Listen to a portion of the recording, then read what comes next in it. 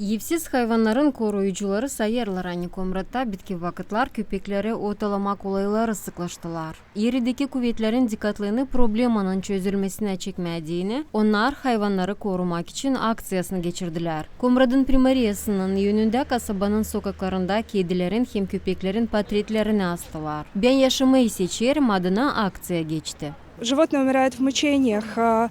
Животных в городе много, особенно бездомных и бродячих. Hayvanlar ziyette yürüyorlar. Onlar kasabamızda çok var. Çıkış angısını biz kuvvetlere teklif ederiz, yenileme hayvanları. Bunu yapabilir sadece kuvvetlerimiz. Становятся менее агрессивными. Желательно было бы еще открыть приют в городе. Но это зависит от местных муниципальных властей. İnisiyatif bölümün paylanları sayırlar hani evsiz hayvanları öldürmek bu cansızlık insanın tarafından. Я подкармливала пса в районе ДСУ, он был очень милый, он есть на этих фотографиях. Ben bir köpeğe doyurardım da Suud olayında. Buldum insanları kim onu alacaktı ama bir gün yetişmedi. Köpeği öldürdüler. За день до того, как мы должны были с ним уехать. Kumrad'ın primariyasına her ay yaşayanların yakın 90% evsiz hayvanlara alışıyorlar. Yürüyenler onlardan korkarlar ama başka taraftan da baktığında sokaklarda gezen köpekleri kendi yaşayanlar zedeliyorlar. Problemi çözme pitomnikte yardım etmeyecek söyler primar Sergey Anastasov. Ama onu munisipiyede yapma yerideki kuvvetler Gagauzyanın halk topluşuna ta 2018 yılda danıştılar. Mahsus komissiyalan kabul edildiği karar aynı Gagauzyanın 3 kasabasında evsiz köpeklere dini yaşamak evlerini lazım yapma. Ama kanun ta kabul edilmedi. Açan insan bize yazır bir imza, biz köpekleri tutarsa çıkarırız daha uzak Komrat'tan. Hani fiyana köpekler. Kalan köpeklerle biz bir şey yapmıyoruz. Onlar pek çok bizde var. Bizde onların da naş yapmama hep kadar getirişler onlar bize köylerden, başka yerlerden. Her biri gelir bize Panyer'e, başka yerlere. Arabanın bagajında her zaman var yer. Ben kendim gördüm birkaç sıra önce. Açarlar bagajında, sıvılarlar Komrat'ın kenarında.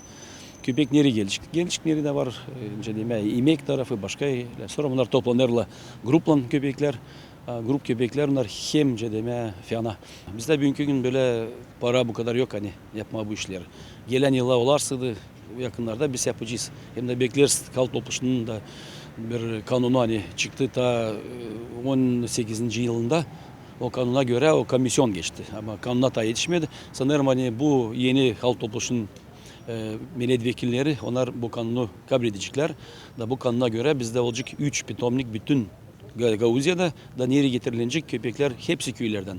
Orada olacak sterilizasyon sonra bir kulaklarına da o köpekler kolerilenişler geri. Hayvanları sevenler sayırlar hani kasabanın evsiz hayvanların problemasının tek çözmek probleması onlara dini koşulları yapma. Есть достаточно много вариантов. Çıkış çok var. Onların birisi klinika nerede köpeklerin kulaklarına damgaları koyuyorlar. Bu gösteriyor hani onlar aşılanmış, insanlara korkunçlu değil de sokaklarda problemasız yaşıyorlar. И они живут на улицах без проблем. Evsiz köpeklerin probleması aktual hem çoktan. Her bir hayvan insanla sıvadılmış sokağa insanın cevapsızlığını gösteriyor. Bunu lazım akıllarımızda tutalım da bırakmayalım onları dövsünler ya da öldürsünler. Svetlana Dimitrogla, Sergey Georgiev, Alexey Gerchu, GRT Haberler.